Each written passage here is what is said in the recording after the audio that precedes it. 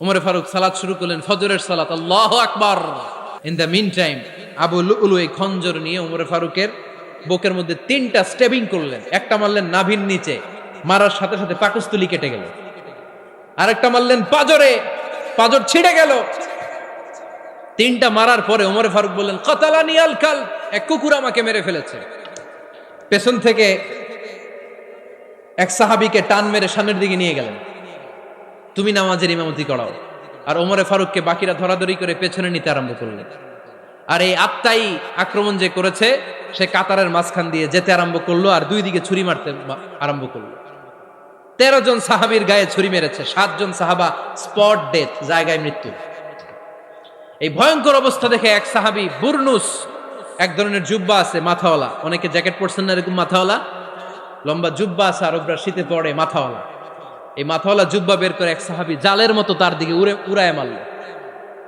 ওই বুরনুসের মধ্যে পেঁচিয়ে আবু লুলু মাটিতে পড়ে গেল আর সুইসাইড করে ফেলল, নিজের বুকে নিজে মেরে আত্মহত্যা। যেই সাহাবীকে ইমামতির জন্য দাঁড় করালেন, উনি ছোট্ট সূরা দিয়ে প্রথম রাকাতে সূরা আল কাউসার, দ্বিতীয় রাকাতে সূরাতুল ইখলাস দিয়ে নামাজ শেষ। উমরে ফারুক বেহুশ। উমরে ফারুক কি বেহুশ। সবাই কান্নাকাটি করতেছে, সবাই দেখতে গেলেন, এখন হুঁশ ফিরে না। মুখের মধ্যে, মুখ খুলে রাষ্ট্রের চিকিৎসক মুখের মধ্যে দুধ দিলেন, ওই নাভি দিয়ে দুধ বের হয়ে যায়, পাকস্থলী কেটে ওখান দিয়ে দুধ বের হয়ে যাচ্ছে। তারা বললো ওনারে বাঁচানো সম্ভব না, দেখেন হুঁশ ফিরে কিনা। হুঁশ ফিরলে ওনার পরে কে আমির হবে, উনি যেন প্যানেল ঠিক করে দিয়ে যায়। সবাই তাকিয়েছে ওমরে ফারুকের চোখের দিকে। আল্লাহর মেহেরবানিতে ঘন্টা খানিক পরে উনি চোখ খুললেন। চোখ খোলার পরেই বলেন নাই, ও মা আমি মরে যাই। চোখ খোলার পরে উনি বলেন নাই, কে মারলো আমারে। চোখ খোলার পরে উনি বলেন নাই, আমার পরে নেতা কে হবে। চোখ খোলার পরে সর্বপ্রথম কথাটি ছিল, আসল্লান নাস, আমার নেতৃত্বে যে ফজরের নামাজটা শুরু হয়েছিল এটাকে ঠিকমতো তোরা পড়েছিলি? আমার নেতৃত্বে যে ফজরের জামাত শুরু হয়েছিল সেটা ঠিকঠাক মতো সমাপ্ত হয়েছিল কিনা আগে বল। আসল্লান নাস, নামাজটা হয়েছে কিনা বল। সুবহানাল্লাহ বলতে পারলেন না? This is Umar, hour super hero. নেতা অনেকগুলো লাগে না, এরকম নেতা একটাই যথেষ্ট যে গোটা বিশ্বকে কাঁপায় দিতে পারে। চিল্লায় বলো ঠিক কিনা। বিশ্বনবী মক্কায় বসে বসে তাহাজ্জুদের সালাত পড়ে আল্লাহর কাছে দোয়া করলেন, আল্লাহুম্মা আইজ্জাল ইসলাম বিআহাব্বির রাজুলাইনি ইলাইক। ও আল্লাহ, 2 জন লোকের নাম বলবো, 2 জনের দরকার নেই, এই 2 জনের একজনকে আপনি ইসলামের সুশীতল ছায়া তলে এনে ইসলামকে বিজয় দান করে দেন। মুহূর্তের মধ্যে দোয়াটা কবুল করে নিয়েছে কে? বিশ্বনবী বললেন, আল্লাহ 2 জনের নাম বলবো আজকের দোয়ায়। আবি জাহাল ইবনে হিশাম, হয়তো হিশামের বেটা আবু জাহেলকে আপনি ইসলামের ভিতরে নিয়ে আসেন, কিংবা ওমর ইবনুল খাত্তাব, খাত্তাবের বেটা ওমরকে আপনি ইসলামের ছায়া তলে নিয়ে আসেন। ওমরে ফারুকের জন্য দোয়াটা কবুল করে নিয়েছে কে? মক্কার যে অবস্থা, আল্লাহর হাবিব সাল্লাল্লাহু আলাইহি ওয়াসাল্লাম বুঝলেন মক্কার এই 2 জনের একজন যদি আমার সাথে না থাকে তাহলে মক্কায় দাওয়াতি কাজ চালিয়ে যাওয়া যাবে। আল্লাহরে বললেন, আল্লাহ বেশি চাই না, এই 2 জনের একজন, হয় আবু জাহেল নয় ওমর, হয় আবু জাহেল নয় ওমর। বিশ্বনবী যখন দোয়া করলেন, এই দোয়ার একটা ইমানি ধাক্কা, নুরানি ধাক্কা সাইয়েদনা ওমরে ফারুকের হৃদয়কে স্পর্শ করে ফেলে। দোয়া ইজ লাইক এ মিসাইল। এই যে আমরা দোয়া করি, এটা মিসাইলের মতো। যুদ্ধে মিসাইল হামলা করে না? মিসাইল হামলা করার পরে এই মিসাইল লক্ষ্য বস্তুতে যে ভেদ করে, ঠিক কিনা? তেমনি দোয়ার মতো যদি আপনি দোয়া করতে পারেন, আপনি যেই জন্য দোয়া করেছেন ঠিক ওই জায়গায় যে আপনার দোয়া স্পর্শ করে। সুবহানাল্লাহ পড়বেন না? বিশ্বনবীর দোয়ার মাধ্যমে প্রথমে সাইয়েদনা ওমর ফারুকের হৃদয়ে এক ধাক্কা লাগলো। 2 নম্বরে রব্বুল আলামিন সূরাতুল হাক্কা দিয়ে ওমর ফারুকের হৃদয়ের মধ্যে দিলেন এক ধাক্কা। পড়েন আল্লাহু আকবার। কোরআনের ভেতরে সূরাতুল হাক্কা নামে একটা সূরা আছে না নাই? আল হাক্কাতু মাল হাক্কা ওয়া মা আদরাকা মাল হাক্কা। পড়েন আল্লাহু আকবার। বিশ্বনবী যখন দোয়া করলেন, ওই দোয়া যখন সৈয়দনা ওমরে ফারুকের হৃদয়ে স্পর্শ করলো, সৈয়দনা ওমরে ফারুক সব সময় বিশ্বনবীরে ফলো করতে আরম্ভ করলেন। বিশ্বনবী ডানে গেলে লুকিয়ে লুকিয়ে ওমর ফারুক ডানে যায়, বিশ্বনবী বায়ে গেলে লুকিয়ে লুকিয়ে ওমরে ফারুক বায়ে যায়। বিশ্বনবী একবার মসজিদুল হারামে যে নামাজ পড়তে শুরু করলেন, ওমরে ফারুক তখন বিশ্বনবীর পিছু পিছু ছদ্মবেশে পেছন থেকে যে বিশ্বনবী কিভাবে নামাজ পড়ে দেখতে শুরু করলেন। বিশ্বনবী ইন দা মিন টাইম এশার নামাজে আল হাক্কাতুমাল হাক্কা তেলাওয়াত শুরু করে দিলেন। আল হাক্কাতুমাল হাক্কা তেলাওয়াত শুরু করে দিলেন। তেলাওয়াত করতে করতে বিশ্বনবী যখন তেলাওয়াত করতেছে, ওমরে ফারুক এরকম দুলতেছে আর মজা পাচ্ছে। ওমিয়া বিশ্বনবীর কণ্ঠ বুঝি আমার মতো কণ্ঠ, আপনার মতো কণ্ঠ, আহমদ বিন ইউসুফের কণ্ঠ, আব্দুল বাসিতের কণ্ঠ না। বিশ্বনবীর গলায় যে কি সুরের ঝংকার আল্লাহ দিয়েছেন, কি সুরের লহরি আল্লাহ দিয়েছেন, একবার যে শুনতো পাগল হয়ে যেত। আল্লাহু আকবার। বিশ্বনবী সূরা হাক্কা মন্ত্রমুগ্ধ তেলাওয়াতে, মন্ত্রমুগ্ধ সুর দিয়ে, মন্ত্রমুগ্ধ কণ্ঠ দিয়ে তেলাওয়াত করতে লাগলেন। এশার সালাতে ওমরে ফারুক দুলতে লাগলেন। ওমরে ফারুক যত শুনেন অবাক হয়ে যায়, যত শুনেন অবাক হয়ে যায়, যতই শুনে অবাক। কিরে? কারণ তিনি আরবি ভাষা বুঝতেন। এত সুন্দর শব্দের গাঁথুনি, এত প্রাঞ্জল বর্ণনা, এত সুন্দর অন্তমিল, এটা কবিতা না হয়ে পারে না। উনি মনে মনে ভাবলেন এটা মনে হয় কবিতা। It might be poem, it could be poem. Muhammad মনে হয় কবি হয়ে গেছে, তার কাব্য প্রতিভা দিয়ে সে এটা বানিয়েছে। তা না হলে এত সুন্দর কথা, এটা কবিতা না হয়ে পারে। ইন দ্য মিন টাইম বিশ্বনবী কিন্তু দেখতেছে না যে পেছনে ওমর। বিশ্বনবী তেলাওয়াত করছিলেন, ইন দ্য মিন টাইম বিশ্বনবী পড়ছিলেন ওমা হুয়া বিকাউলি শাইরিন কলিলাম মা তুমিনুন। এই আয়াতের অর্থ হলো এটা কোনো কবির কথা নয়, খুব অল্প সংখ্যক লোকই তোমরা ঈমান আনো। সুবহানাল্লাহ পড়ে। এটাকে বলে কোইন্সিডেন্ট। কোইন্সিডেন্ট হুট করে অনেক সময় মিলে যায়, যায় কি যায় না। আপনি একজনের কথা ভাবতেছেন ভাবতেছেন, বাজারে গেলেন, বাজারে যেই দেখেন ওই লোকটা দাঁড়ায় আছে, এরকম হয় কি হয় না? কোইন্সিডেন্ট। ওমরে ফারুক মনে মনে যেটা ভাবতেছে ওই কথা দিয়ে বিশ্বনবী তেলাওয়াত করতেছে। আল্লাহু আকবার। বিশ্বনবী যে আয়াত তেলাওয়াত করছিলেন, আয়াতের অর্থ হলো এটা কোনো কবির বানানো কবিতা না, খুব অল্প সংখ্যক লোকই তোমরা ঈমান আনো। ওমরে ফারুক আটকে উঠলেন, থমকে দাঁড়ালেন। ঘটনা কি? আমি মনে মনে ভাবলাম, কি রে এত সুন্দর কথা, এটা তো মানুষের কথা হতে পারে না, এটা নিশ্চয়ই কবিতা, কবির কথা। কিন্তু মুহাম্মদ এখন আবার পড়তেছে ওমা হুয়া বিকাউলি শাইর, এটা কোনো শায়েরের, কবির কথা নয়। কলিলাম মা তুমিনুন, অল্পই তোমরা ঈমান আনো। তার মানে আমার মনে যা চলে মুহাম্মদ এটা টের পায়। মুহাম্মদ গণক। নাউজুবিল্লাহ পড়বেন না? মুহাম্মদ অনেক বড় মাপের একজন গণক। মানুষের হৃদয়ে কি চলে, মনে মনে কি ভাবে, মুহাম্মদ না দেখেও বলে দিতে পারে। ইন দা মিন টাইম বিশ্বনবী পরের আয়াতে পড়লেন ওয়ালা বিকাউলি কাহিনিন কলিলাম মা তাযাক্কারুন। এই আয়াতের অর্থ হলো এটা কোনো গণকের বানানো গণনা নয়, খুব অল্প সংখ্যক লোকই তোমরা উপদেশ হিসেবে এটাকে মানো। সুবহানাল্লাহ পড়েন। এবার আর ওমরে ফারুকের সহ্য হয় না, কি আজীব তামাশা। প্রথমে মনে করলাম কবিতা, মোহাম্মদ কয় কবি না, সে কবি না, এটা কবিতা না। তারপর ভাবলাম সে গণক, সে আয়াত পরে পরে বলে দিল এটা গণনা নয়, তাহলে এটা কি? এটা কি কবিতাও না, গণনাও না, তাহলে এটা কি? বিশ্বনবী তখন বললেন তানজিলুম মির রাব্বিল আলামিন। সুবহানাল্লাহ পড়েন। পরের আয়াত ছিল তানজিলুম মির রাব্বিল আলামিন।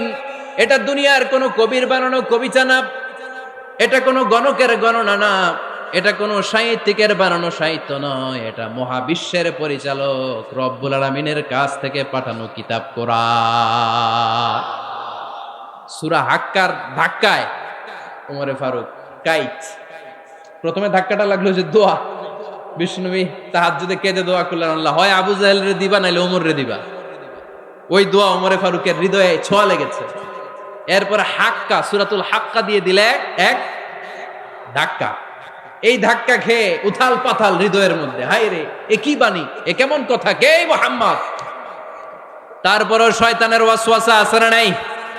আল্লাহ বলে যতই ওয়াসওয়াসা ওমরকে দেয়া হোক, আমি ওমরে ফারুককে এই মুসলিম উম্মাতের সেনাপতি বানিয়ে ছাড়বো, আমি সেনাপতি বানাবো।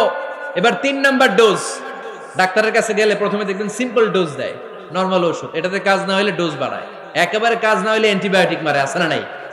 আল্লাহ প্রথমে দোয়ার ছোঁয়া লাগালেন, তারপর সূরা হাক্কা দিয়ে ধাক্কা মারলেন, এরপরে রব্বুল আলামিন বলেন এবার ৩ নাম্বার ডোজ সূরা তহা দিয়ে আমি তোমার হৃদয়টারে উজালা বানায় দেব রে ওমর। শয়তান ওদিক দিয়ে ওয়াসওয়াসা, খেলা দুই দিক থেকে চলতেছে।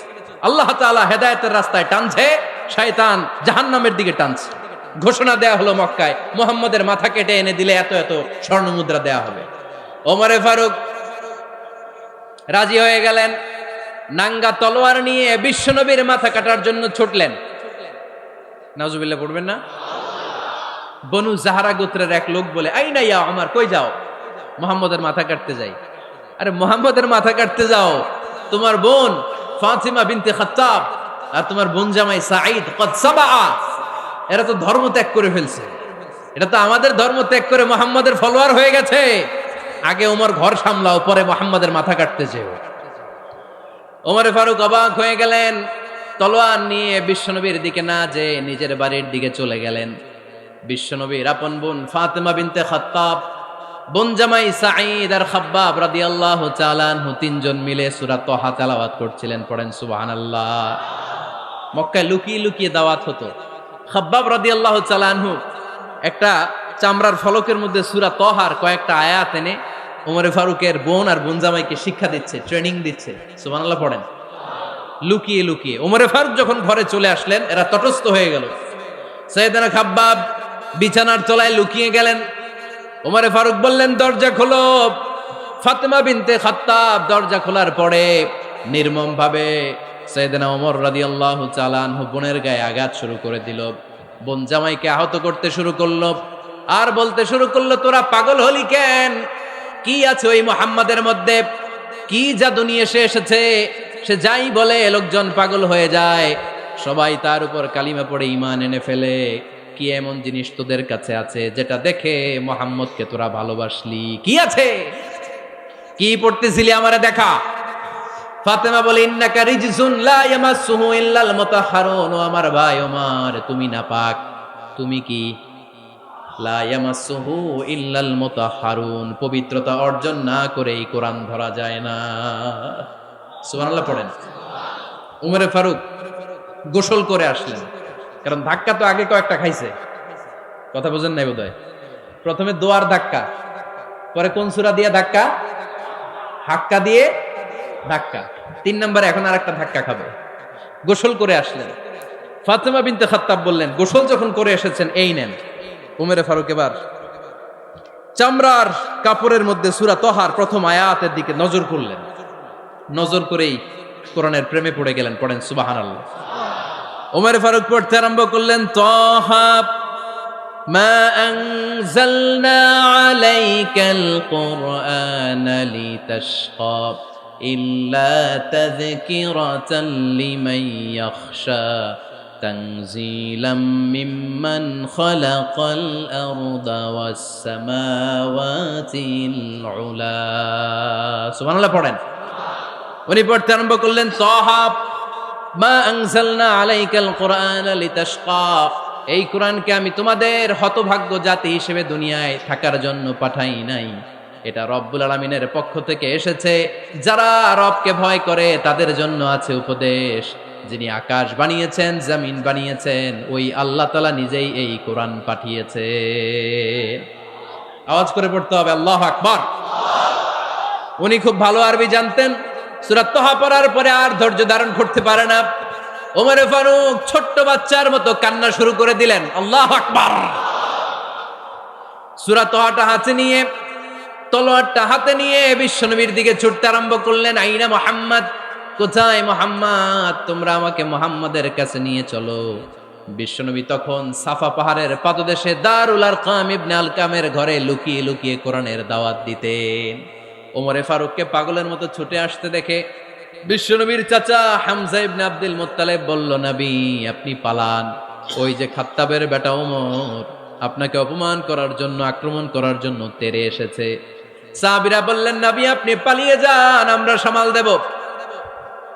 বিশ্বনবী বললেন, না আমি পালাবো না, বরং তোমরা সরে যাও। ওমর ইবনুল খাত্তাবকে আমার দরবার পর্যন্ত আসতে দাও।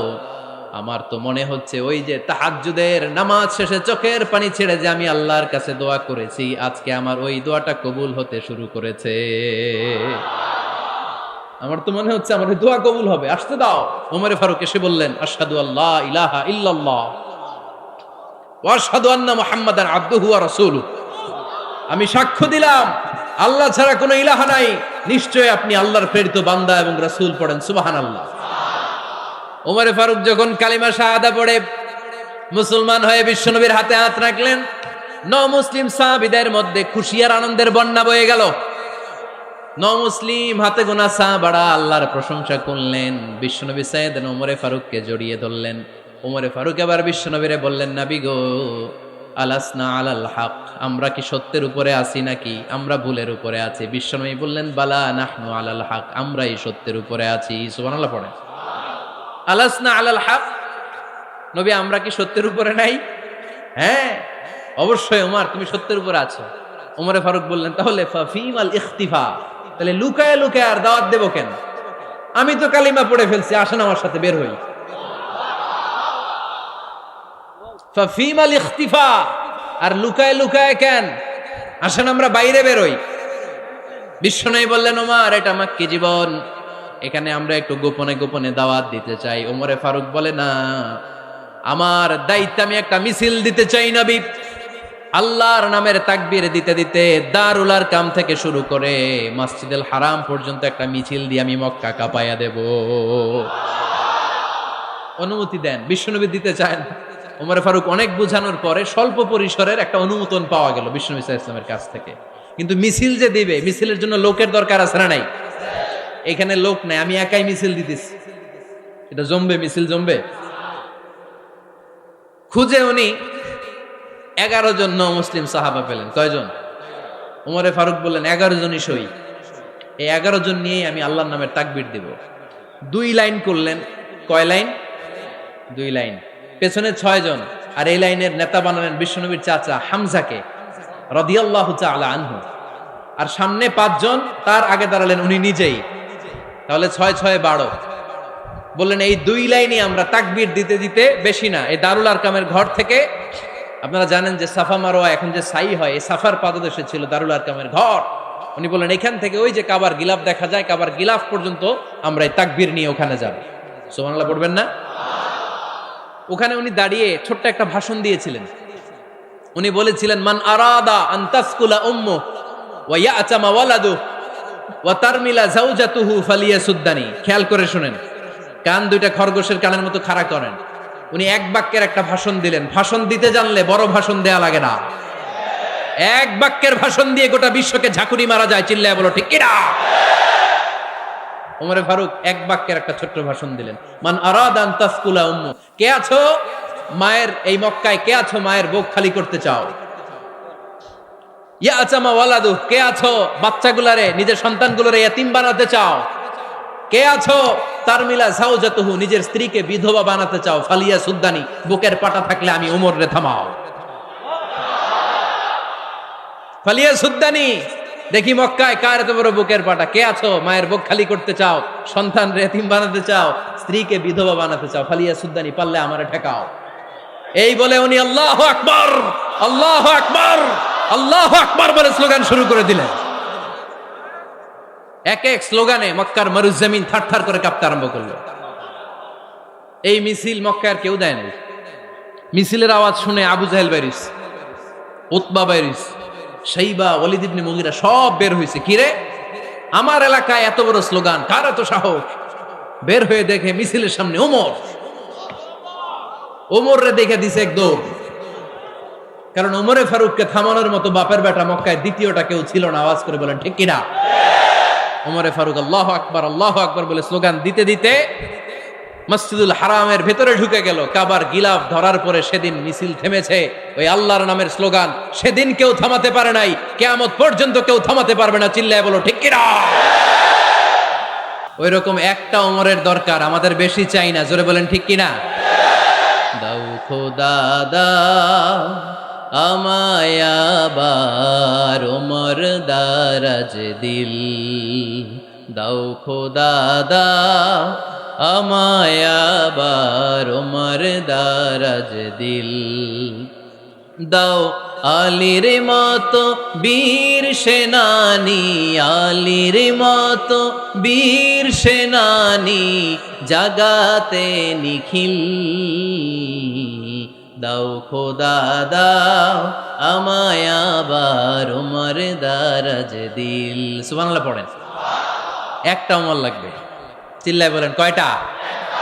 ওই ওমরের অপেক্ষায় বাংলাদেশ সহ গোটা মুসলিম উম্মাহ, ঠিক কি না?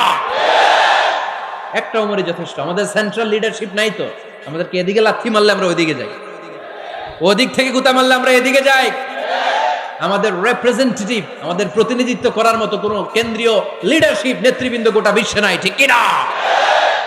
আমরা সেই ওমরে ফারুকের অপেক্ষায়, আমরা সেই ইমাম আল মাহাদির অপেক্ষায়।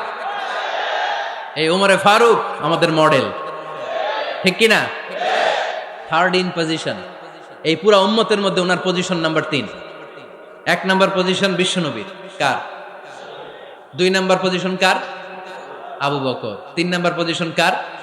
ওমরে ফারুকের। বিশ্বনবী বলতেন লা নবিয়্যা বা'দি, লা নবিয়্যা বা'দি, আমার পরে কোনো নবী নাই।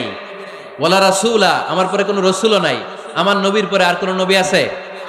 আমার নবীর পরে আর কোনো রাসূল আছে? এই যে কাদিয়ানি যে একটা সম্প্রদায় আছে, এরা কি মুসলিম নাকি অমুসলিম? মুসলিম সম্প্রদায়ের সাথে এদের কোনো সম্পর্ক নাই, চিল্লায় বলেন ঠিক কি না? এরা যদি মুসলমান হতে চায়, আমার নবী দ্য লাস্ট মেসেঞ্জার বিশ্বনবীকে খাতামুন নবী হিসেবে সংবাদ সম্মেলন করে গোটা বিশ্বকে জানায় দিতে হবে, তারপরে তাদেরকে আমরা মুসলিম হিসেবে স্বীকৃতি দিব, চিল্লায় বলেন ঠিক কি না? তা না হলে তারা কোন ধর্মের এটাকে জানায় দিতে হবে। No inferiority complex, no identity crisis. Identity ক্রাইসিসে থাকা যাবে না। আপনারা কোন ধর্মের এটা জানায় দেন।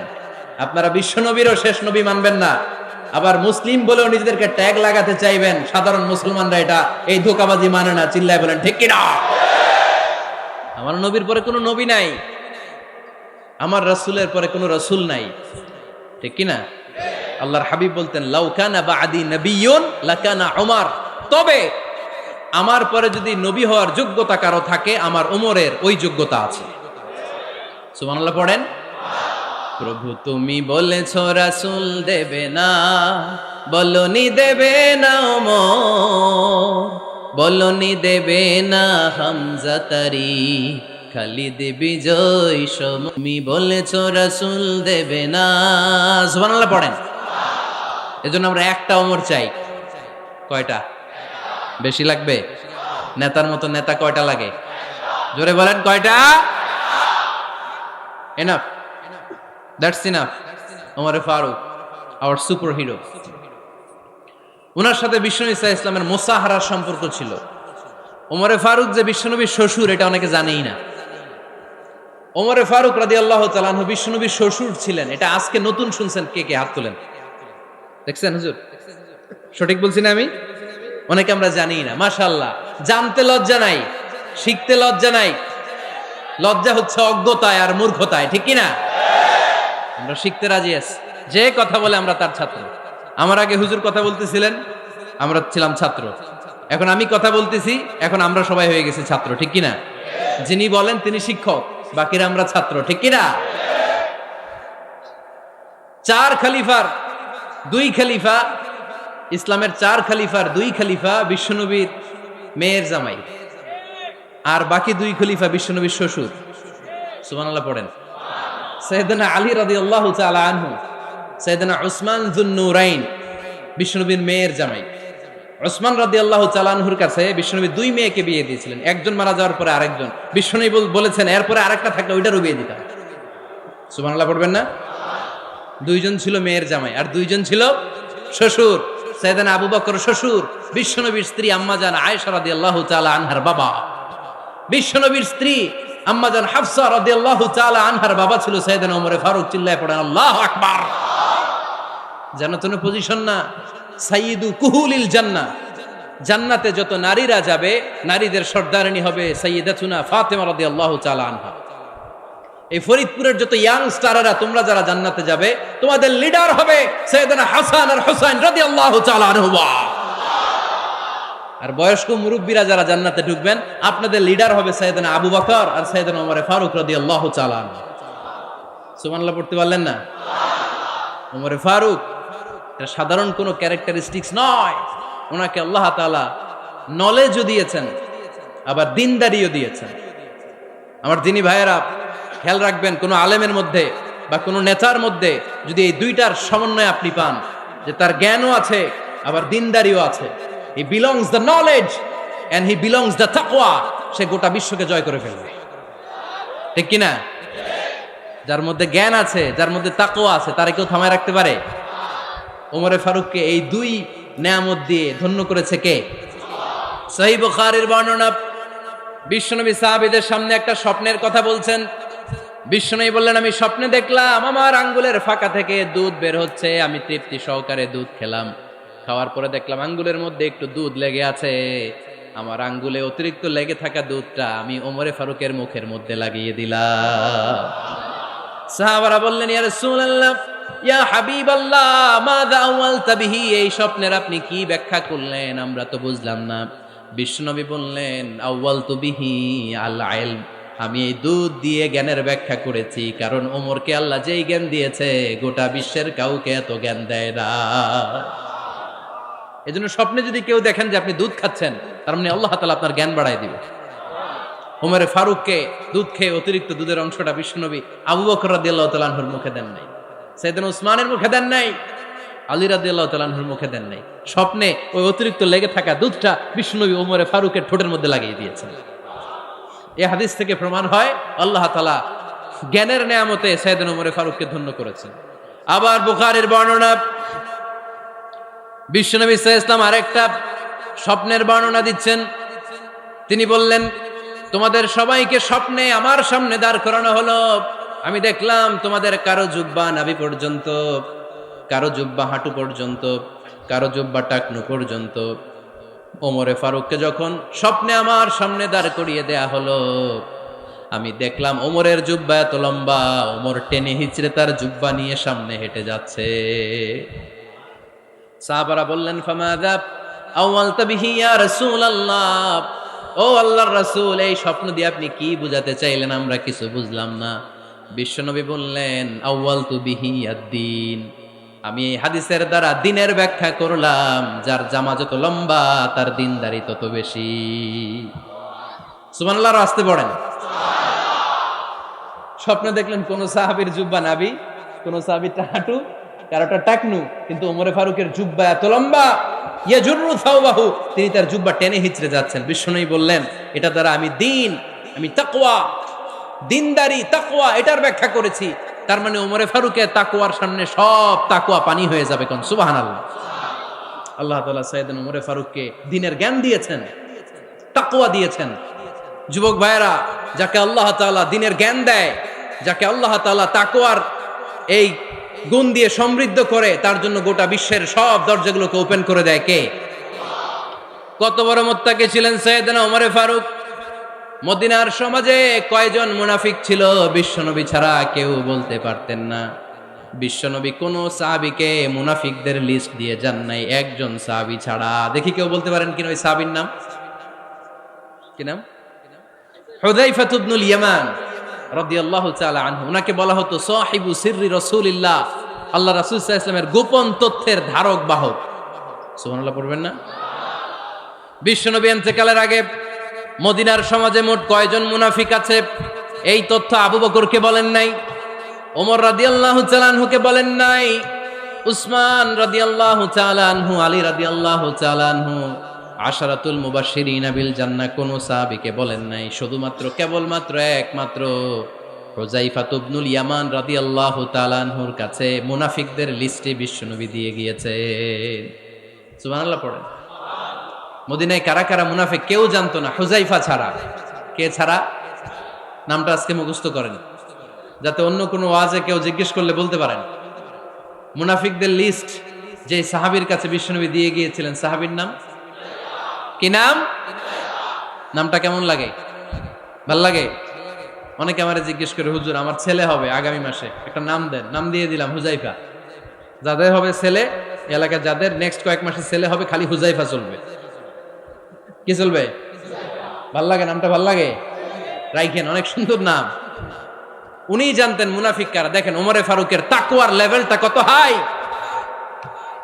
ওমরে ফারুক একদিন হুযায়ফা রাদিয়াল্লাহু তাআলা আনহুর কাছে গেলেন, যে বললেন, হুযায়ফা, বিশ্বনবী ইন্তেকালের আগে মুনাফিকদের নামের লিস্টটা কারো কাছে দেয় নাই, আমার জানা নাই, সাইয়েদনা আবু বকরের জানা নাই, কোন সাহাবীর জানা নাই, তুমি ছাড়া। আমি তোমার কাছে জানতে চাই, আমি ওমরের নামটা ওই মুনাফিকদের খাতায় আছে কিনা আমার একটু বলো। আমার ওমরের নামটা ওই মুনাফিকদের লিস্টিতে একটু আছে কিনা, নামটা একটু বলো। যদি থাকে আমি ভালো হয়ে যাব, আমি নেফাকি দূর করে পাক্কা মুমিন হতে চাই। আমার নাম যদি মুনাফিকের লিস্টে থাকে আমি তো শেষ। হুযায়ফা চোখের পানি ছেড়ে দিয়ে বলে, আমিরুল মুমিনিন, কেমন প্রশ্ন করলেন আপনি? আপনি বিশ্বনবীর শ্বশুর, এই উম্মতে আপনার পজিশন 3 নাম্বার।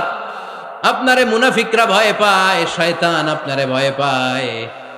আপনি জান্নাতে সব বয়স্ক লোকদেরকে নিয়ে জান্নাতের মধ্যে আগে আগে ঢুকবেন, কেমন করে মুনাফিকদের কাতারে আপনার নাম থাকতে পারে ওমর? সুবহানাল্লাহ পড়ে। কি বিনয়ী, কি তাকওয়া। হুযায়ফাকে যে ধরতেন, হুযায়ফা একটু বলো না আমার নামটা মুনাফিকদের লিস্টিতে আছে কিনা। ওমরে ফারুকের যদি এই টেনশন থাকে যে আমি মুনাফিক হয়ে গেলাম কিনা, আমাদের এই টেনশন থাকার দরকার আছে না নাই? হ্যাঁ, যেন সব সময় আল্লাহর কাছে দোয়া করতে হবে, আল্লাহ তুমি নেফাকি থেকে আমাদেরকে বাঁচাও। আরো জোরে পড়েন আমিন। আপনারা ওঠা বসা শুরু করলেন কেন? অনেক রাত হয়ে গেছে তাই? হ্যাঁ, শেষ করে দেই তাহলে না? যে অনেকের কষ্ট হচ্ছে মনে হচ্ছে। হ্যাঁ, এক নম্বরে যাচ্ছে এটা সব মুখস্থ দেখি। হ্যাঁ, 1 নাম্বার, 2 নাম্বার, 3 নাম্বার।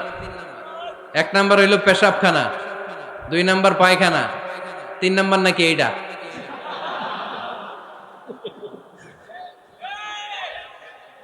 আছে না নাই? না।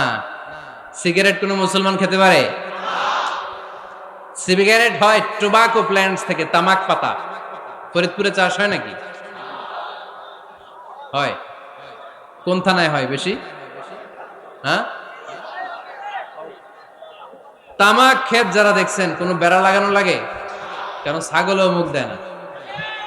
তো যেটা ছাগলে খায় না, এটা কোনো মুমিন বান্দা খাইতে পারে? তো খান কেন এগুলো, এই পচা জিনিস? হ্যাঁ, এই পৃথিবীতে বিড়ি আর সিগারেটই একমাত্র খানা যেটা টয়লেটে ঢুকে খাওয়া যায়, তাই না? পৃথিবীতে সিগারেট আর বিড়ি একমাত্র খাবার।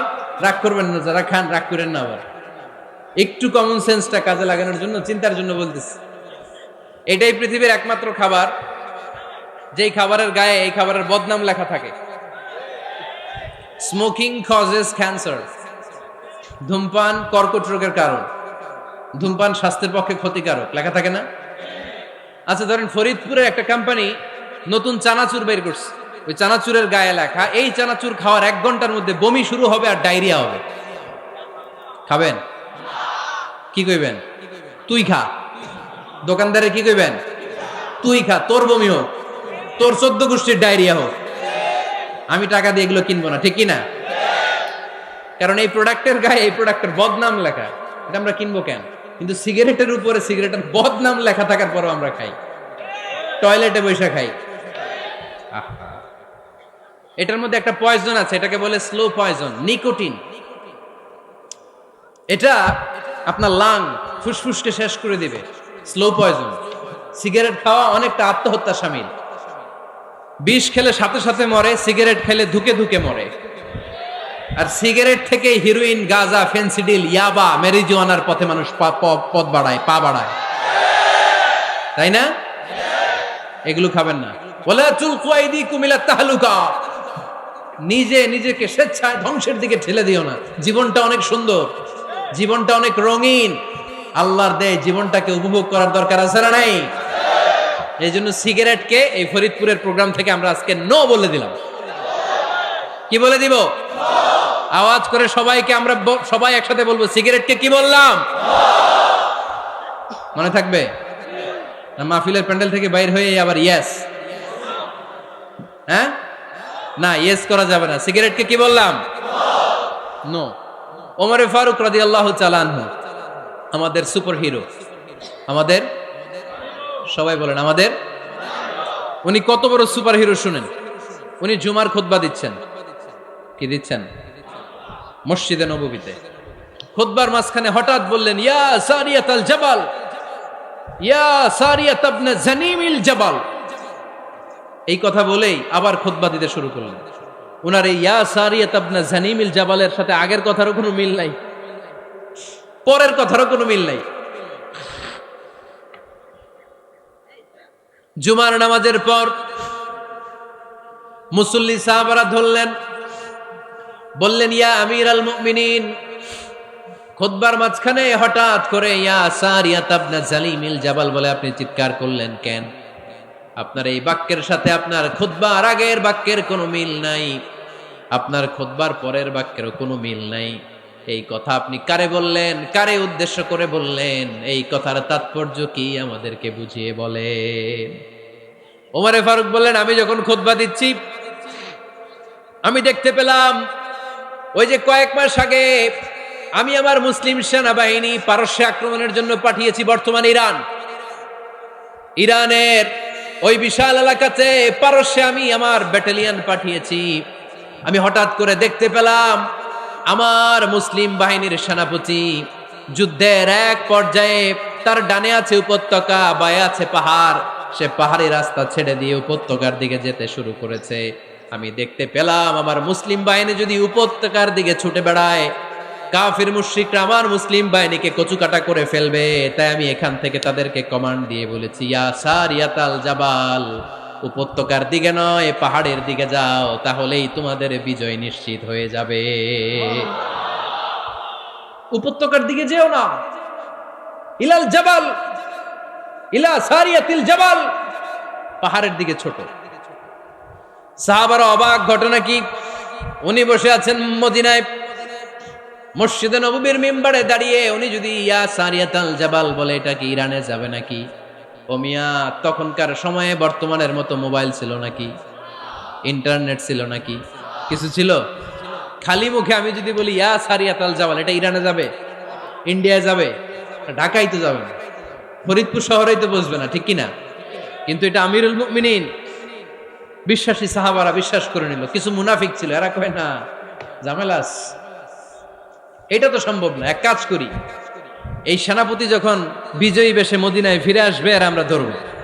এরা দিন গুনতে লাগলো, এই সেনাপতি মুসলিম বাহিনী নিয়ে পারস্য জয় করে কবে ফিরে আসবে। এই মুনাফিকের দলগুলো কখনো সেনাবাহিনীকে অভ্যর্থনা জানাতে যেত না, কিন্তু এইবার সবার আগে মদিনার উপকণ্ঠে যে সেনাপতিদেরকে অভ্যর্থনা জানানোর জন্য ফুল নিয়ে রেডি। ফুল নিয়ে দাঁড়ায় সেনাপতি ঢুকার সাথে সাথে ধরছে, এই সেনাপতি কোত্থেকে আসছে? কয় পারস্য জয় করে আসছে। কয় এমন এমন দিন, জুমার দিন দুপুর বেলা যুদ্ধের মাঝখানে আমিরুল মুমিনিনের কণ্ঠের কোন কথাবার্তা শুনছো নাকি? সেনাপতি অবাক, কয় তোমরা জানলা কেমনে? শুনছি তো। সুবহানাল্লাহ পড়বেন না? আমরা যুদ্ধে একটা ভয়ঙ্কর অবস্থার মধ্যে ছিলাম, পেছন থেকে শত্রুরা আমাদেরকে আক্রমণ করতে শুরু করে দিল। ডানে যাব না বায়ে যাব, সামনে যাব নাকি পেছনে যাব, রাস্তা খুঁজে পাচ্ছি না। ডান দিকে ছিল আমাদের উপত্যকার রাস্তা, বাঁ দিকে ছিল পাহাড়ি পথ। আমরা সোজা পথ হবে মনে করে উপত্যকার দিকে ছুটতে আরম্ভ করলাম। হঠাৎ করে আমিরুল মুমিনিনের কণ্ঠ বজ্র কণ্ঠে আমার কানের মধ্যে ভেসে আসলো। আমার মনে হলো আমিরুল মুমিনিন কেমন যেন আমাকে কমান্ড দিচ্ছেন আর বলছেন, ইয়া সারিয়াতাল জাবাল, ডান দিকে উপত্যকার পথে নয়, তাড়াতাড়ি পাহাড়ের দিকে সৈন্য বাহিনী নিয়ে উঠে যাও। পাহাড়ের দিকে, ডানে না, this is wrong track and this is the right track. ওই দিন যদি ওমরে ফারুকের ওই গাইডলাইন, আমিরুল মুমিনিনের কমান্ড যদি আমি না শুনতাম, আজকে বিজয়ের বেশে ফিরতেও পারতাম না, আমাদের চেহারাও তোমরা দেখতে পেতে না। ওমরে ফারুকের ওই কমান্ড, ওই গাইডলাইন অদৃশ্য থেকে শোনার কারণে ওই পারস্যের মধ্যে আমাদেরকে সেই যুদ্ধে বিজয় দান করেছে কে? দিস ইজ ওমরে ফারুক, দিস ইজ ওমরে ফারুক। বিশ্বনবী বলতেন, ওমর, মা লাকিয়াকা শাইতানু সালিকান ফাজ্জান ইল্লা সালাকা ফাজ্জান গায়রা ফাজ্জিক। ওমর, শয়তান ইবলিস যদি তোমারে কোনো রাস্তা দিয়ে হাঁটতে দেখে, শয়তান ওই রাস্তা রেখে দিয়ে অন্য রাস্তা দিয়ে হাঁটে। সুবহানাল্লাহ বাড়িতে যায় বললেন। কে বলতেছে? বিশ্বনবী। কার ব্যাপারে? ওমরে ফারুকের ব্যাপারে। শয়তান যদি দেখে যে ওমরে ফারুক এই রাস্তা দিয়ে হাঁটতেছে, শয়তান ওই রাস্তা রেখে দিয়ে অন্য রাস্তা দিয়ে হাঁটে। সুবহানাল্লাহ পড়েন। রাত্রিবেলা আমরা আমাদের বাচ্চা ছেলে মেয়েদেরকে যখন খাওয়াই, বাচ্চারা খেতে চায় না, এরকম হয় আপনাদের ফরিদপুর এলাকায়? হ্যাঁ, এই এলাকায় হয় নাকি? খেতে চায় না বাচ্চারা, এই চকলেট দেখায়া, এই মিনা কার্টুন দেখায়া, এইটা সেইটা এগুলো সেগুলো বলে, গল্প টল্প বলে ভুলাইয়া খাওয়ানো লাগে, তাই না? তারপরও খায় না। আমারও ছোট মেয়ে আছে, খেতে চায় না, এইটা সেইটা এমনি সেমনি খাওয়ানো লাগে। তো শেষে না পেরে মা বাবা বলতে বাধ্য হয়, ওই যে ভূত আসতেছে, ভূত, তাড়াতাড়ি তাড়াতাড়ি খাও, নাহলে যে ভূত ধরবে তোমারে। ওই যে বাঘ আসতেছে, বাঘ, তাড়াতাড়ি খাইলে নাহলে বাঘে কামড়াবে। বলি না আমরা? আপনারা কি বলেন? ভূত। আর কি বলেন? হ্যাঁ হ্যাঁ, আচ্ছা, এক এক জায়গায় এক একটা আমরা বলি, ভূত আসবে, বাঘ খাবে, ভাল্লুক খাবে, তাড়াতাড়ি খাও। মদিনাতে যখন ওমরে ফারুক আমিরুল মুমিনিন, মদিনার মায়েরাও বাচ্চাদেরকে খাওয়াতে পারতো না, ছোট্ট মেয়েদেরকে খাওয়াতে পারতো না, খাওয়া নিয়ে যন্ত্রণা করতো। বাচ্চারা যখন মদিনায় খেতে চাইতো না রাত্রিবেলায়, মদিনার মায়েরা বলতো তাড়াতাড়ি খাও, হা হুয়া ইয়াতি উমর, হা হুয়া ইয়াতি উমর, তাড়াতাড়ি খা, নাইলে ওই যে ওমর আসতেছে, Omar. This is our superhero সাইয়েদনা ওমর ফারুক রাদিয়াল্লাহু তাআলা। শুধু শয়তানি ভয় পেত না, মুনাফিকরাও ভয় পাইতো, জমের মতো ভয়। শুধু তাই না, আমাদের আম্মাজান বিষ্ণু ইসা ইসলামের স্ত্রীরাও ওমর ফারুককে ভয় পেতেন। সুবহানাল্লাহ কইবেন না? মাঝে মাঝে বিষ্ণু ইসা ইসলামের সাথে আম্মাজান আয়েশার ঝগড়া হতো, হতো না? আপনাদের ফ্যামিলিতে ঝগড়া হয়? হয় না? হয় না? কার কার দেখি? ওরে আল্লাহ, অনেক আল্লাহর ওলি আছে তো এই জায়গায়। ঝগড়া হয় না? কি কথা কয়, ঝগড়া হয় না বলে? বিশ্বনবীর ফ্যামিলিতে ঝগড়া হয়, আপনার ফ্যামিলিতে হয় না? মিষ্টি ঝগড়া। আর ও বিয়েই করে নাই।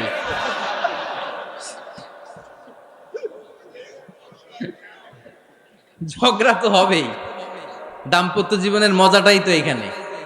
কখনো ঝগড়া, কখনো আনন্দ, একটু বৃষ্টি, একটু রোদ, একটু হাসি, একটু কান্না, ভালো লাগা ভালোবাসা শেয়ার করে নেয়া, মিলেমিশে একাকার হয়ে যাওয়া, ঠিক কিনা? তো আল্লাহর হাবিব সাল্লাল্লাহু আলাইহি ইসলামের সাথে আম্মাজান আয়েশার ঝগড়া হতো। তো একদিন ঝগড়া হয়ে দুইজন রেগে আছে। খবরদার, দুইজন রেগে থাকবেন না আবার। একজন রাগলে আরেকজন থেমে যাবেন, কারণ এই ছোট্ট ঝগড়া থেকে এটা অনেক সময় বিচ্ছেদের দিকে গড়ায়। আমার প্রিয় ফরিদপুরবাসী, ভাবি রেগে গেলে আপনি রাইগেন না, ওই দিন আপনি একটু ঠান্ডা থাকেন। আবার আপনি রেগে গেলে, আমার মাইকের আওয়াজ যদি ভাবিরা শুনেন, আপনারা রেগে যায় না, একটু ঠান্ডা থাকবেন। দুইজনে রেগে গেলে তো তৃতীয় বিশ্বযুদ্ধ শুরু হবে, তাই না? একজন রেগে গেলে আরেকজন ঠান্ডা। কারণ এই সামান্য ঝগড়া থেকে ইগোর কারণে এটা বিচ্ছেদ আর ডিভোর্স পর্যন্ত গড়ায়। আর শয়তান এখানে উস্কানি দেয়, কারণ ইমানদারদের ফ্যামিলি ভাঙতে পারলে শয়তান সবচেয়ে বড় খুশি হয়। আর ইমানদারদের ফ্যামিলি টিকে থাকলে খুশি হয়ে যায় কে? আম্মাজান আয়েশা রাদিয়াল্লাহু তাআলা আনহার সাথে বিষ্ণু ইসা ইসলামের ঝগড়া হতো মাঝে মাঝে। একবার ঝগড়া হলো, বিষ্ণু ইসা ইসলামও রাগ, আম্মাজান আয়েশাও রাগ। বিষ্ণুই বললেন, আয়েশা, ঝগড়া করে আর কতক্ষণ থাকবো, আসো মিটমাট করি। আয়েশা রাদিয়াল্লাহু বললেন, ঠিক আছে, মিটমাট করব। তো বিষ্ণু ইসা ইসলাম বললেন, মিটমাটের জন্য কারে ডাকবো? ওমর রে ডাকি। কয় না, ওমর রে না, ওমর গালিজ, ওমর অনেক রাগে, আমার ডর লাগে। কয় তাহলে তোমার আব্বারে ডাকি। কয় ডাকেন। কি খুশি! মেয়েদের মধ্যে অভ্যাসটা আছে না নাই? তাহলে তোমার আব্বারে ডাকি, ডাকেন। ডেকে নিয়ে আসা হলো। আবু বকর রাদিয়াল্লাহু তাআলা আনহু দাঁড়ালেন, আম্মাজান আয়েশা দাঁড়ালেন, বিশ্বনবীও দাঁড়ালেন। বিশ্বনবী বললেন, আয়েশা, তোমার আব্বা আসছে, এবার ঘটনা খুলে বলার পালা। তুমি বলবা নাকি আমি বলবো?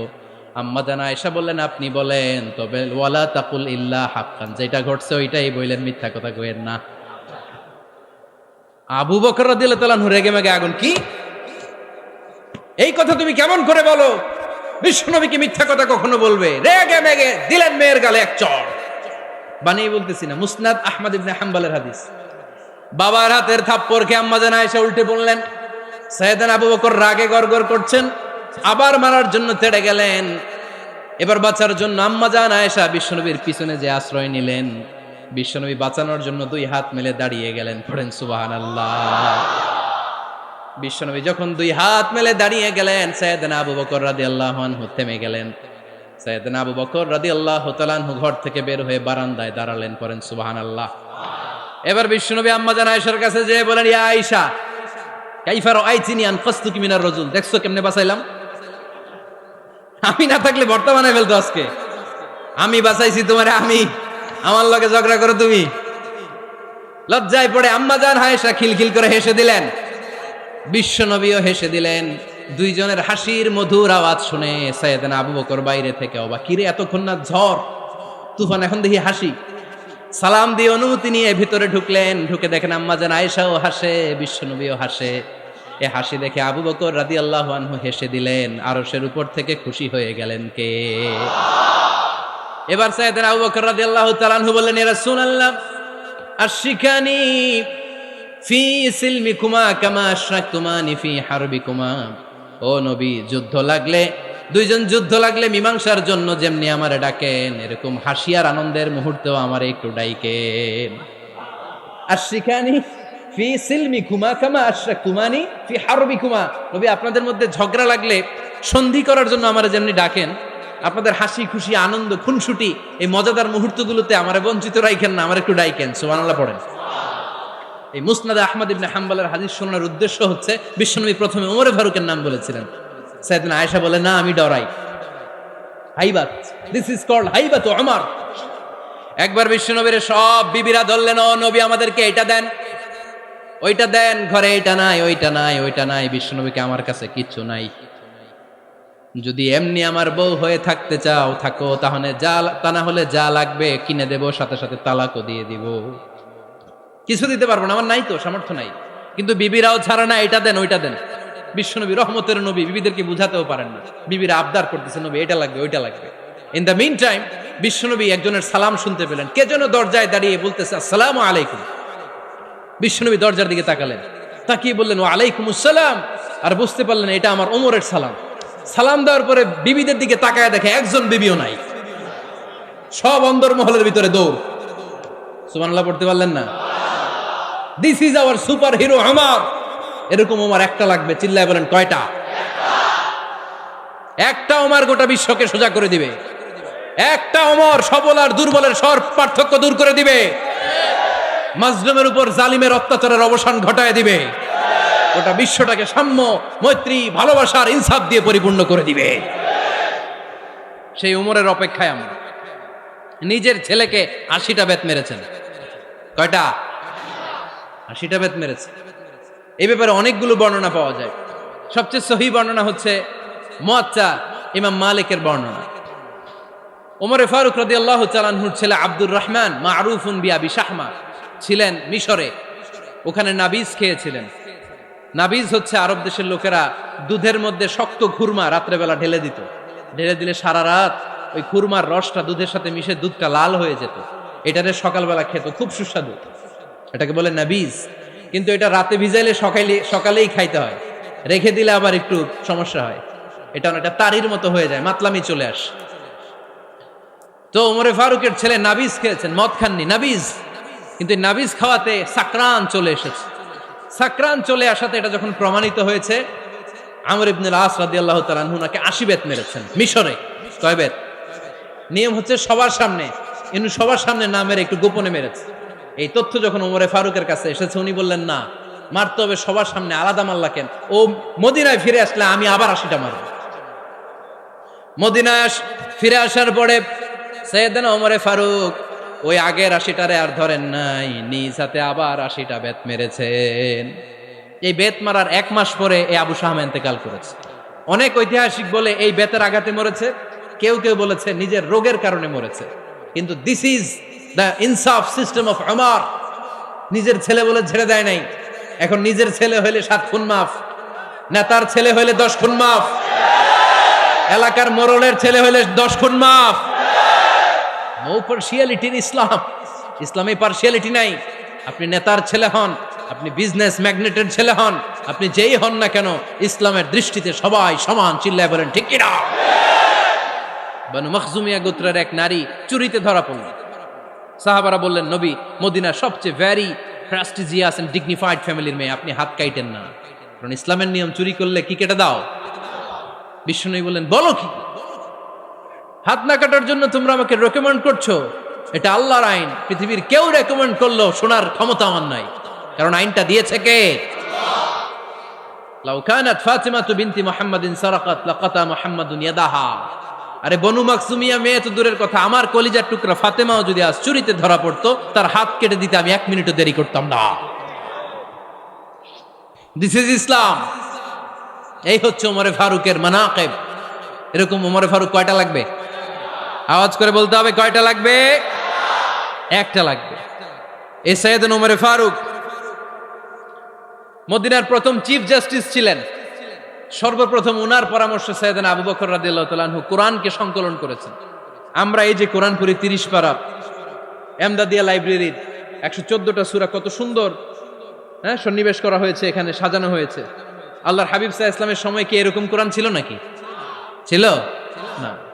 খেজুর পাতার মধ্যে, গাছের বাকলের মধ্যে, ওটের বড় হাড্ডির মধ্যে আর পাথরের মধ্যে খোদাই করা কোরআন ছিল। সাইয়েদনা আবু বকরের সময় রাদিয়াল্লাহু তাআলা আনহুর সময় যুদ্ধ হলো, 70 জন হাফেজ সাহাবী ইন্তেকাল করলেন। সাইয়েদনা আবু বকর রাদিয়াল্লাহু তাআলা আনহুকে ডেকে ওমরে ফারুক বললেন, ও আবু বকর, এইভাবে হাফেজে কোরআন সাহাবীরা যদি দুনিয়া থেকে বিদায় হয়ে যায়, আল্লাহর কোরআনও তো বিদায় হয়ে যাবে। আমার পরামর্শ হলো, আপনি সব বয়োজ্যেষ্ঠ সাহাবীদেরকে একসাথে করে কোরআনের সব কাগজগুলোকে একসাথে করে একটা নির্ধারিত কপির মধ্যে কোরআনকে সংকলন করে ফেলেন। সাইয়েদনা আবু বকর বললেন, যেটা আমার নবী করে না, এটা আমি কেমনে করি? কিন্তু ওমরে ফারুক নাছরবান্দা বলে না, এটা করলে কোনো খারাপ হবে না, ভালোই হবে। মুসলিম উম্মার জন্য এক জায়গায় কোরআন সন্নিবেশিত থাকবে, আপনি করেন। সাইয়েদনা আবু বকর রাজি হয় না, ওমরে ফারুকও ছাড়ে না। ওমরে ফারুক বলতে বলতে বলতে বলতে এমন ভাবে সাইয়েদনা আবু বকর রাদিয়াল্লাহু তাআলা আনহুকে ধরলেন, সব শেষে সাইয়েদনা আবু বকর ওমরে ফারুকের কথায় কোরআন সংকলনে রাজি হয়ে গেলেন। পড়েন সুবহানাল্লাহ। উনি বললেন, ওমর যখন আমাকে বারবার বুঝাতে লাগলো, আল্লাহ তাআলা আমার হৃদয়টা ওমরের কথা শোনার জন্য খুলে দিলেন। আল্লাহ তাআলা কেমন যেন আমাকে ইলহাম করলেন, আবু বকর করো, এই কাজের মধ্য দিয়ে আমি আমার কোরআনকে গোটা বিশ্বে জীবিত রেখে দেব। This is Omar. এই যে আমরা হিজরি সনের যে আমরা গণনা করি, এই হিজরি সনের প্রবর্তক হচ্ছে সাইয়েদনা ওমরে ফারুক।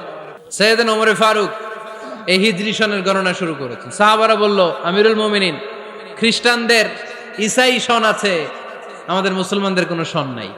আমাদের একটা সন থাকলে আমাদের জিজিয়া নিতে, আমাদের যাকাতের টাকা উত্তোলন করতে অনেক সুবিধা হবে। ওমর ফারুক বললেন, তাহলে কোন সালকে হিজরি, কোন সালকে মুসলিম সাল হিসেবে আমরা ঘোষণা দিতে পারি? একজন বলল, আমার নবী যেই সালে জন্মগ্রহণ করেছেন ওই সালে। ওমর ফারুক বললেন, না, আমার নবীর জন্ম আমাদের জন্য খুশির দিন, কিন্তু এটা আমাদের জন্য প্রেরণা নয়, প্রেরণা নবীর কাজে, ঠিক কিনা? আরো কিছু সাহাবারা বলল, তাহলে যেই সালে আমার নবী ইন্তেকাল করেছে ওইটারে প্রথম সাল ধরেন। ওমর ফারুক বললেন, না, যেদিন তিনি ইন্তেকাল করেছেন এটা আমাদের দুঃখের দিন, এটা আমাদের প্রেরণা নয়। আমাদের প্রেরণা হচ্ছে বিশ্বনবীর ত্যাগ, তিতিক্ষা আর কাজের মধ্য দিয়ে। জোরে কোন ঠিক কিনা? ওমর ফারুক বললেন, যেদিন বিশ্বনবী ইসলাম রক্ষায় নিজের মাতৃভূমি ছেড়ে মক্কা থেকে মদিনায় গিয়েছেন, ওই দিনটাকে হিজরি প্রথম দিন ধরে আমরা হিজরি সাল গণনা করে শুরু করে দেব। ওইটাই হচ্ছে হিজরি সন। সেখান থেকে হিজরি সনের প্রবর্তন করেছেন সাইয়েদনা ওমর ফারুক রাদিয়াল্লাহু তাআলা আনহু। এই যে স্টেট গভর্নমেন্ট, এই যে প্রিজন, জেলখানা, ক্যান্টনমেন্ট, সচিবালয়, গণভবন, বঙ্গভবন, মুক্তিযোদ্ধাদের ভাতা, রাষ্ট্রীয় ভাতা, এই সব নিয়ম কানুন সাইয়েদনা ওমর ফারুক তার রাষ্ট্রীয় আমলে তিনি নিজে করেছেন। চিল্লায় পড়েন আল্লাহু আকবার। মুসলমানদের আলাদা কারেন্সি, নিজস্ব মুদ্রা ব্যবস্থা নিজে চালু করেছেন। সৈনিকদের মধ্যে যারা বিবাহিত, প্রতি 6 মাস অন্তর অন্তর 1 মাসের ছুটি কাটাতে তারা ফিরে আসবে, সাইয়েদনা ওমর ফারুক চালু করেছেন। চিল্লায় আওয়াজ করে পড়েন আল্লাহু আকবার। এই যে আমরা 20 রাকাত সালাতুত তারাবি পড়ি রমাদানে, পড়েন না আপনারা? এটা সাইয়েদনা ওমর ফারুক চালু করেছে। সুবহানাল্লাহ পড়তে পারলেন না? কোরআনে মোট 22টা আয়াত আছে যেখানে সাহাবারা ইনডিসিশনে ভুগছিলেন। বিশ্বনবীর মত একটা, ওমর ফারুকের মত আর একটা। এই 22 জায়গায় আল্লাহ তাআলা বিশ্বনবীর মতের পক্ষে আয়াত নাজিল না করে ওমরে ফারুকের মতের পক্ষে করোনার আয়াত নাজিল করেছেন। আওয়াজ করে পড়েন আল্লাহু আকবার। এদিকে উঠলেন কেন আপনারা? যারা উঠছেন আমার দিকে তাকান।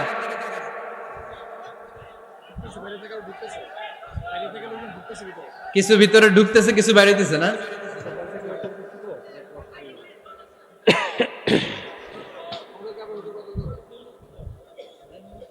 সাইয়েদনা ওমর ফারুক, আমরা সাহাবীদের জীবন চরিত পড়তে চাই না?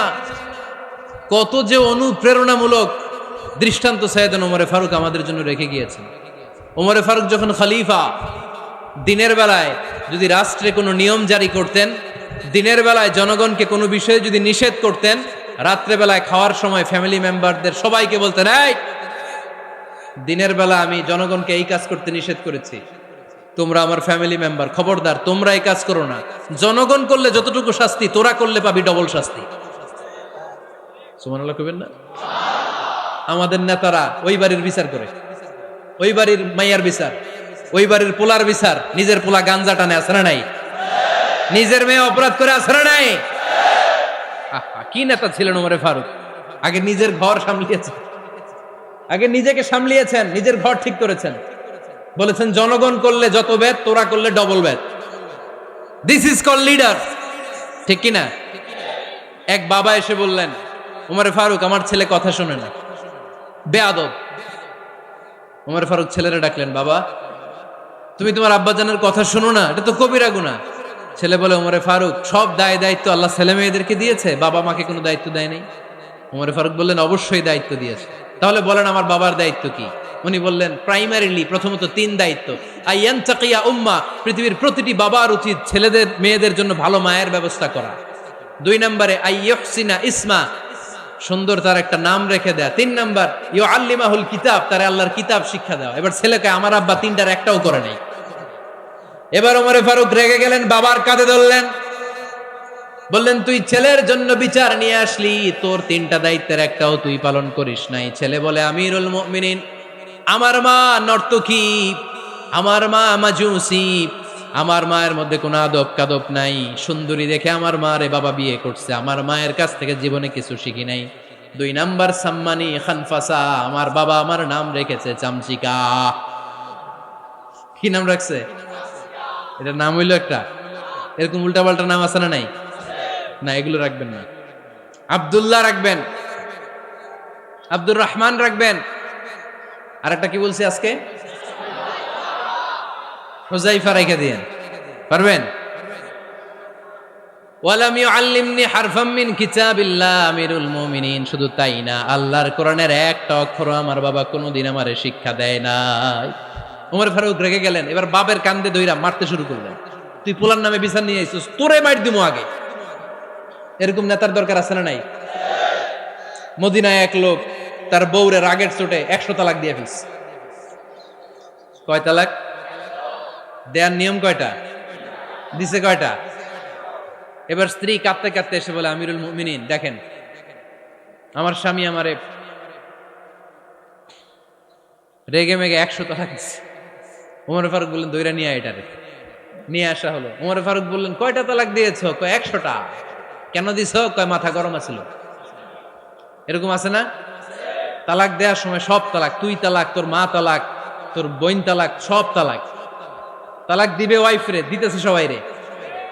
ওমর ফারুক বললেন, দিবে 3টা, 100টা দিলা কেন? কয় মেজাজ গরম ছিল।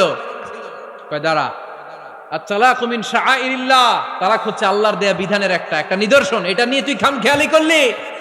আমার রায় শোন, আমার রায় হচ্ছে 3 তালাকে তোর বউ তালাক, বাকি 97 তালাক তোর পিঠের উপরে পড়বে। এরকম বিচারের দরকার আছে না নাই? এরকম দৃষ্টান্তমূলক বিচার যদি বাংলার জমিনে দেয়া হতো, আর কোন নারী ধর্ষিতা হতো? আর কোন নারীকে অ্যাসিড মারা হতো? আর কোন নারী যৌতুকের জন্য কান্না করত? একটা আমল লাগবে, বেশি না। মক্কা, মদিনা, এই 7 জায়গায় 7 জন গভর্নর পাঠিয়েছেন, তাদের থেকে তথ্য নিতেন। এই গভর্নর সিস্টেম উনি বানিয়েছেন। সাইয়েদনা আমর ইবনে আল-আস রাদিয়াল্লাহু তাআলা আনহুকে পাঠিয়েছেন মিশরে। মিশরে একটা দৌড় প্রতিযোগিতা হতো। মিশরি বলে, আমার মাল্লা কেন? তুমি খেলায় পারো না, আমারে মাল্লা কেন? কয় আনা ইবনুল আকরামিন, আমি গভর্নরের পোলা। আমি যা বলবো এটাই হবে, আমার উপরে কথা নাই। মিশরি ওইখানে আর ঝগড়া বাঁধায় নাই, মনে দুঃখ নিয়ে মদিনায় চলে আসলেন। এসে বললেন, আমিরুল মুমিনিন, আপনি আমর ইবনুল আস রাদিয়াল্লাহু তাআলা আনহুকে মিশরের গভর্নর বানিয়ে পাঠিয়েছেন। একটা প্রতিযোগিতায় আমি চ্যাম্পিয়ন হয়েছি, ওনার ছেলে হয়েছে রানার আপ। কেন সে চ্যাম্পিয়ন হতে পারে নাই? এই কারণে আমার মাথায় লাঠি দিয়ে 3টা বাড়ি মেরেছে। বিচারটা দিছে কার দরবারে? কথা বুঝেন নাই বোধহয়? ওমর ফারুকের দরবার। ওমর ফারুক বললেন, তাই আগামী বছরের অমুক তারিখ আমি সব গভর্নরদেরকে ডেকে হিসাব নিতে, ওই দিন তুই থাকবি, পারবি না? মিশনে বলে পারবো, মানে অবশ্যই পারবো। ওই দিন 7 রাজ্য থেকে 7 গভর্নর হাজির, গভর্নরদের ছেলেরাও হাজির, মিশরীয় হাজির। 7 গভর্নরের কাছ থেকে 7 এলাকার খোঁজ খবর নেয়ার পরে ওমরে ফারুক বললেন, আইনাল মিসরি, মিশরি লোকটা কই, এদিকে আয়। মিশরি সামনে আসার পরে বলল, আমর ইবনুল আস, তুমি মিশরের গভর্নর, তোমার ছেলে সহ তুমি আসো। আমর ইবনুল আস এসে সামনে বসে রইলেন। এবার বললেন, ও আমর ইবনুল আসের ছেলে, তুমি নাকি ইবনুল আকরামিন গভর্নরের ছেলে, তুমি যা বলবা মিশরে নাকি তাই হবে, তোমার নাকি অনেক দাপট। নিজে একটা লাঠি এনে মিশরীর হাতে দিয়ে বলল, এবার তোর মাথায় যতটা মারছে তুই ততটা গুনে গুনে মার, আমি দেখবো। আমর ইবনুল আস দেখবে, আমর ইবনুল আসের ছেলেরে তুই এখানে মার। সে বলতেছে, থাক, আপনি বলছেন এতেই যথেষ্ট, মারা লাগবে না, আমি মাফ করে দিলাম। ওমরে ফারুক বলল, খবরদার, মার, মার ওর মাথার মধ্যে। মিশরি ওমরে ফারুকের ধমক শুনে ভয়ে ভয়ে 3টা বাড়ি মারল। এই বাড়ি মারা দেখেও ওমরে ফারুকের হৃদয় ঠান্ডা হয় নাই। লজ্জায় আমর ইবনুল আস, বয়স হয়ে গিয়েছে সাহাবা, মাথা তখন টাক, মাথায় চুল নাই, লজ্জায় মাথাটা হেট হয়ে মাথাটা নিচু করে রেখেছে। এবার রাগের চোটে ওমরে ফারুক বললেন, এবার আমর ইবনুল আসের টাক মাথার মধ্যে একটা মার, মার। কেন ছেলেকে শিক্ষা দিতে পারে নাই? ইয়া আমর ইবনুল আস, মাতা জাআলতুমুন নাস আবিদা, জনগণ তাদেরকে দেখভাল করার জন্য তোমাদেরকে পাঠানো হয়েছে, তাদের উপর কোনো অত্যাচার করার জন্য নয়। চিল্লায় বলেন ঠিক কি না? এরকম নেতা কয়টা লাগবে? কয়টা? ওই নেতার নাম কি? ওমর। হা হুয়া ইয়াতি ওমর। 22 জায়গায় বিশ্বনবী কয় একটা, ওমরে ফারুক বলে আর একটা। আল্লাহ বলে, বিশ্বনবী আপনার পক্ষে আমি আয়াত নাজিল করতে পারলাম না, আমি ওমরের পক্ষে নাজিল করে দিলাম। বিশ্বনবী বলতেন, ইন্নালি কুল্লি উম্মাতিন মুহাদ্দাস, সব উম্মতের মধ্যে, সব নবীর উম্মতের মধ্য থেকে একজন করে আল্লাহ তাকে মুহাদ্দিস বানাতো। মুহাদ্দিস না, মুহাদ্দাস। মুহাদ্দাস মানে এমন লোক যিনি যা ভাবতো ওই ভাবনাটাই আল্লাহ আয়াত হিসেবে নাজিল করে দিতেন। বিশ্বনবী বলেন, আমার উম্মতের মধ্যে মুহাদ্দাস হচ্ছে সাইয়েদনা ওমর।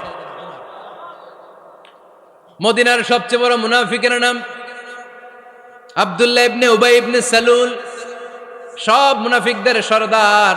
কিন্তু এই মুনাফিকের ছেলেটা হলো পাক্কা ইমানদার। এই ছেলের নাম হলো আব্দুল্লাহ। আওয়াজ করে বলেন, ছেলের নাম কি? আব্দুল্লাহ ইবনে উবাই ইবনে সালুল, মুনাফিক সরদার যখন ইন্তেকাল করলো, সাইয়েদনা আব্দুল্লাহ রাদিয়াল্লাহু তাআলা আনহু বিশ্বনবীর কাছে এসে চোখের পানি ছেড়ে ডেকে বলে, নবী আপনিও জানেন, আমিও জানি, মদিনার সবাই জানে আমার আব্বা মুনাফিকদের সরদার, কিন্তু আমার মন তো মানে না, আমার তো পিতা, আমার তো বাবা লাগে, আমার তো মন মানে না। আপনিও জানেন মুনাফিক, আমিও জানি মুনাফিক। নবী আপনার দরবারে কিছু আমি চাই না, আপনার গায়ের একটা জামা দেন, আপনার জামাটা পরিয়ে আমার বাবারে দাফন দিব। এর উসিলায় যদি আমার আব্বারে আল্লাহ মাফ করে দেয়, দয়ার নবী মায়ের নবী জামা খুলে দিয়ে দিলেন। পড়েন সুবহানাল্লাহ।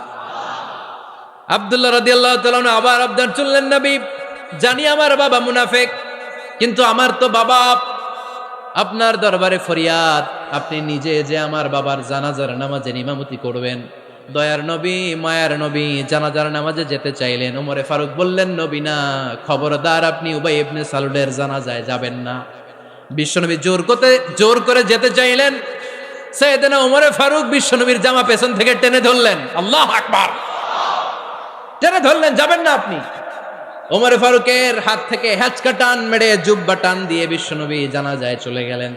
রব্বুল আলামিন আয়াত নাজিল করলেন, ইস্তাগফির লাহুম আও লা তাস্তাগফির লাহুম ওয়া ইন তাস্তাগফির লাহুম 70 মাররাতান ফালান ইয়াগফিরাল্লাহু লাহুম। নবী গো, একবার নয়, দুইবার নয়, 70 বারও যদি এই মুনাফিকের জন্য আপনি ক্ষমা চান, তার জন্য ক্ষমা নাই, তার জন্য আছে জাহান্নাম। ওয়ালা তাকুম, আপনি যাবেন না আলা কবরি, কখনো তাদের জানাজায় যাবেন না। এই যে একটা ভুল করে ফেলছেন, এটা এইবারই শেষ, এরপরে আর যাবেন না। সাইয়েদনা ওমর ফারুকের পক্ষে আল্লাহ তাআলা কোরআনের আয়াত নাজিল করে দিলেন, চিল্লায় পড়েন আল্লাহু আকবার।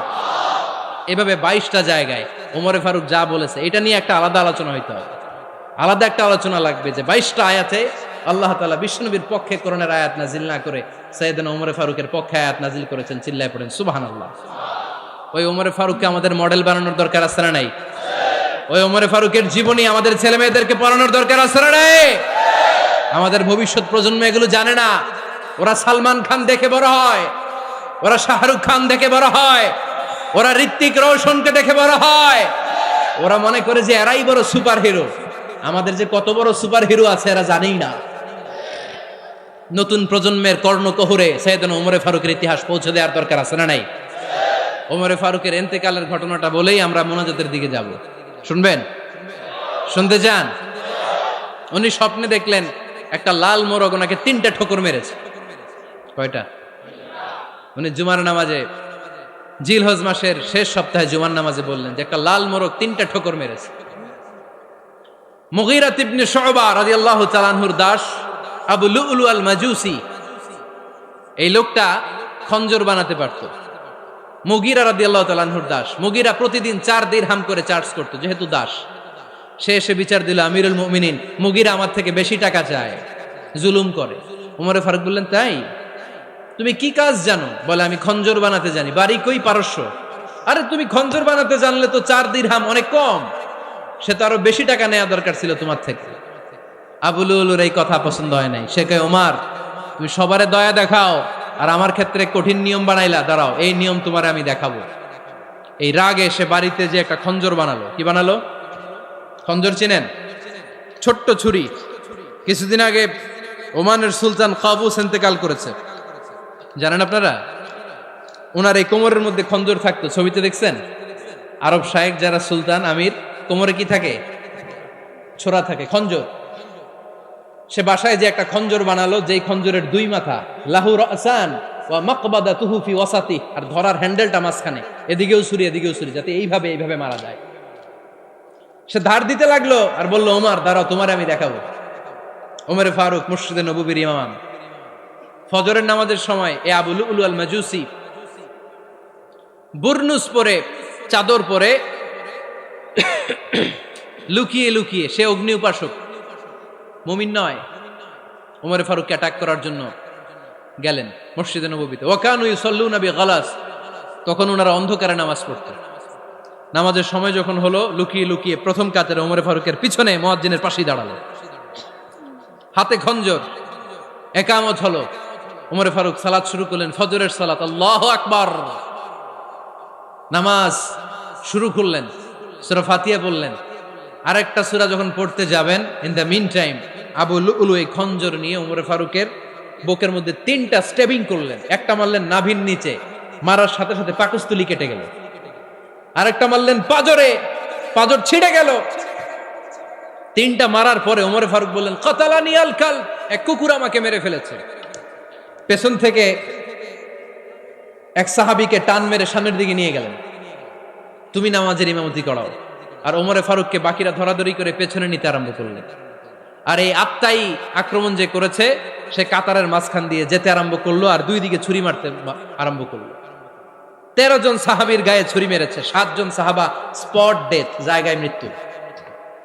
এই ভয়ঙ্কর অবস্থা দেখে এক সাহাবী বুরনুস, এক ধরনের জুব্বা আছে মাথাওয়ালা, অনেকে জ্যাকেট পরছেন না এরকম মাথাওয়ালা, লম্বা জুব্বা আছে, আরবরা শীতে পরে মাথাওয়ালা। এই মাথাওয়ালা জুব্বা বের করে এক সাহাবী জালের মতো তার দিকে উড়ায় মারল। ওই বুরনুসের মধ্যে পেঁচিয়ে আবু লুলু মাটিতে পড়ে গেল আর সুইসাইড করে ফেলল, নিজের বুকে নিজে মেরে আত্মহত্যা। যেই সাহাবীকে ইমামতির জন্য দাঁড় করালেন, উনি ছোট্ট সূরা দিয়ে, প্রথম রাকাতে সূরা আল কাউসার, দ্বিতীয় রাকাতে সূরাতুল ইখলাস দিয়ে নামাজ শেষ। ওমর ফারুক বেহুশ। ওমর ফারুক কি? হ্যাঁ, বেহুশ। সবাই কান্নাকাটি করতেছে, সবাই দেখতে গেলেন, এখন হুঁশ ফিরে না। মুখের মধ্যে, মুখ খুলে রাষ্ট্রের চিকিৎসক মুখের মধ্যে দুধ দিলেন, ওই নাভি দিয়ে দুধ বের হয়ে যায়। পাকস্থলী কেটে ওখান দিয়ে দুধ বের হয়ে যাচ্ছে। তারা বললো ওনারে বাঁচানো সম্ভব না, দেখেন হুঁশ ফিরে কিনা। হুঁশ ফিরলে ওনার পরে কে আমির হবে, উনি যেন প্যানেল ঠিক করে দিয়ে যায়। সবাই তাকিয়েছে ওমরে ফারুকের চোখের দিকে। আল্লাহর মেহেরবানিতে ঘন্টা খানিক পরে উনি চোখ খুললেন। চোখ খোলার পরেই বলেন নাই, ও মা আমি মরে যাই। চোখ খোলার পরে উনি বলেন নাই, কে মারলো আমারে। চোখ খোলার পরে উনি বলেন নাই, আমার পরে নেতা কে হবে। চোখ খোলার পরে সর্বপ্রথম কথাটি ছিল, আসল্লান নাস, আমার নেতৃত্বে যে ফজরের নামাজটা শুরু হয়েছিল এটাকে ঠিকমতো তোরা পড়েছিলি? আমার নেতৃত্বে যে ফজরের জামাত শুরু হয়েছিল সেটা ঠিকঠাক মতো সমাপ্ত হয়েছিল কিনা আগে বল। আসল্লান নাস, নামাজটা হয়েছে কিনা বল। সুবহানাল্লাহ কইতে পারলেন না? This is Omar, hour super hero. নেতা অনেকগুলো লাগে না, এরকম নেতা একটাই যথেষ্ট যে গোটা বিশ্বকে কাঁপায় দিতে পারে। চিল্লায় বলো ঠিক কিনা। আমরা চাই আমাদের ছেলেগুলো ওমরে ফারুকের মতো বড় হোক। আমরা চাই আমাদের ছেলে মেয়েগুলো খাব্বাব, খুবাইব, সাইয়েদনা আলী, উসমান, আবু বকর রাদিয়াল্লাহু তাআলা আনহুর অনুসরণে বড় হোক, ঠিক কিনা। আমরা একটা ওমর চাই যিনি আমাদেরকে সালাতের শিক্ষা দিয়ে গিয়েছেন, ইন্তেকালের আগে বলেছেন সাল্লান নাস। এজন্য আমরা যেন নামাজ কখনো নষ্ট না করি। আল্লাহর জমিনে দিন বাস্তবায়ন আসাদ্দুহুম ফি আমরিল্লাহি ওমর রাদিয়াল্লাহু তাআলা আনহুর মতো এত কঠোর কেউ ছিলেন না। তাই দিন বাস্তবায়নে আমরা যেন কাউরে ছাড় না দেই। সবার আগে আল্লাহর দিন, সবার আগে আল্লাহর কোরআন, সবার আগে আমার ইসলাম, ঠিক কিনা। চাইলেই কেউ এদেশ থেকে ইসলামরে মিটাই দিতে পারবে না। যে দেশে আল্লাহু আকবার ধ্বনির সাথে সাথে সূর্য উঠে যায়, আল্লাহু আকবার ধ্বনির সাথে সাথে সূর্য ডুবে যায়, সে দেশে আর কিছু থাকবে না থাক আমার ইসলাম থাকবেই, আর কিছু থাকবে না থাক আমার কোরআন থাকবেই। সে ইসলামের সাথে থাকতে রাজি আছেন তো? কোরআনের সাথে থাকতে রাজি আছেন তো?